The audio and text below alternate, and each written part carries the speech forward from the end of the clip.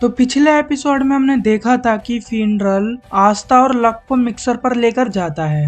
Noel भी उनके पीछे पीछे चली जाती है और उनको स्टॉक करती है। फिनरल एंड लक रिजेक्ट हो जाते हैं तो वहीं आस्था रेबेका को इम्प्रेस कर देता है। अब आगे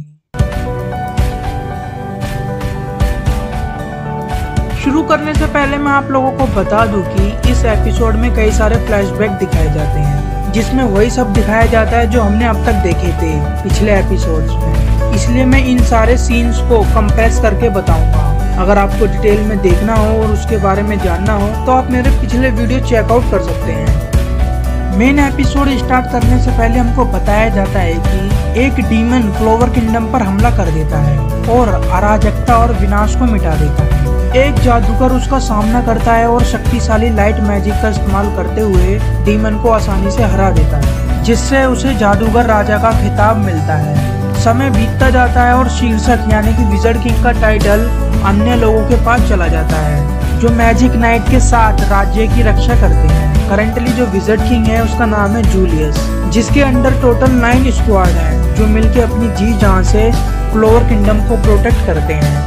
शक्तिशाली बनने के लिए आस्था जम के ट्रेनिंग कर रहा होता है। उसके मन में हमेशा सिर्फ एक ही बात रहती है, मैं यूनो से पहले विजर्ड किंग बन के सिस्टर लिली से शादी कर लूंगा। ग्रिमोर टावर में फादर बहुत खुश होते हैं कि यूनो एंड आस्था कितने बड़े हो गए हैं एंड वो मैजिक नाइट बन के हमको हर महीने पैसे भेजते हैं, जिससे उन्होंने छत की मरम्मत करवा ली और भी कई सारे काम। अब सभी बच्चों के लिए कभी भी पोटैटोस की कमी नहीं होती, वो पेट भर के खाना खाते हैं। वो खुशी के मारे रो पड़ता है।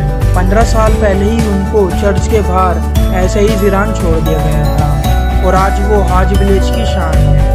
सिस्टर लिली अपना रुमाल देती हैं, वो नाक पोंछ के सिस्टर को वापस देते हैं रुमाल, पर सिस्टर बोलती है नहीं अब तुम इसको रख सकते हो, मेरे को नहीं चाहिए। ड्राउट और मास्टर भी सोचते हैं कि किसको पता था कि आस्था जैसा लड़का भी इतना अच्छा करेगा मैजिक नाइट बनके।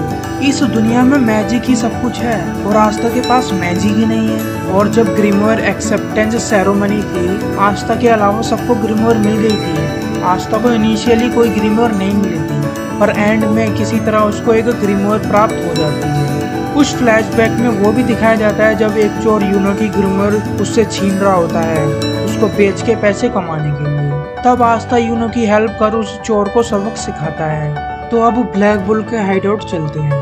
गॉर्डन ने अपने बेस्ट फ्रेंड की ऑब्जर्वेशन के ऊपर डायरी लिखी होती है जिसको वो रीड कर रहा होता है। ये उसने आस्था के ऊपर लिखी होती है।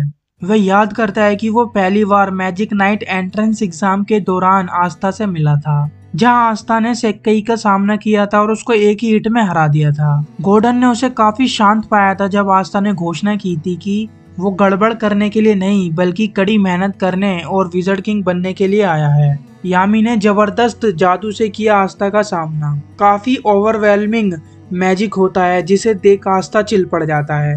हालांकि आस्था अपने विश्वासों पर खड़ा रहता है और उसने जादूगर बनने का यानी कि विजर्ड किंग बनने का इच्छा को फिर से बताया, जिससे यामी ने उसे ब्लैक बुल को ज्वाइन करने का इनविटेशन दिया। तो इस तरह से आस्था ब्लैक बुल में आया। इस बीच यूनो को सभी कैप्टन्स ने यूनो को चुना अपनी अपनी स्क्वाड में लेने के लिए, पर यूनो सबसे स्ट्रॉन्ग स्क्वाड में जाता है गोल्डन डाउन में। गॉर्डन बताता है कि क्योंकि यूनो आस्था का best friend and childhood friend है तो वो यूनो को भी अपना बेस्ट फ्रेंड मानता है और इसलिए उसने यूनो के लिए भी एक ऑब्जर्वेशन डायरी बनाई होती है। गॉर्डन आस्था की ऑब्जर्वेशन डायरी को अपडेट करने का डिसाइड करता है। आस्था जो भी करता है गॉर्डन उसको देखता रहता है एंड वो उसको आस्था की ऑब्जर्वेशन डायरी में नोट करेगा। आस्था साफ सफाई करता है, बीस्ट को खाना खिलाता है और जब वो कपड़े धोता है उसको एक ब्रा दिखती है जिसे देखकर आस्था की नोज ब्लीड होने लगती है। फिर वो वापस से काम करने लग जाता है यानी कि कपड़े धोने लग जाता है, ये बोलते हुए कि मैंने अपना दिल सिस्टर लिली को दे दिया है। फिर नहाते वक्त आस्था को पानी काफी गर्म लग रहा होता है और गॉर्डन को भी। नोएल आस्था की मूर्खता और लापरवाही के लिए उससे नाराज है। हालांकि वह याद करती है कि वह शुरुआत से ही ऐसा था जब उन्होंने पहली बार एक सुअर का शिकार किया था। सासी विलेज पहुंच के उनका सामना कुछ डाकू से होता है जिनका मोटिव एक स्टोन को चुराना होता है। हीथ ग्रिस उस विलेज को खत्म करने वाला होता है कि आस्था उसको बचा लेता है।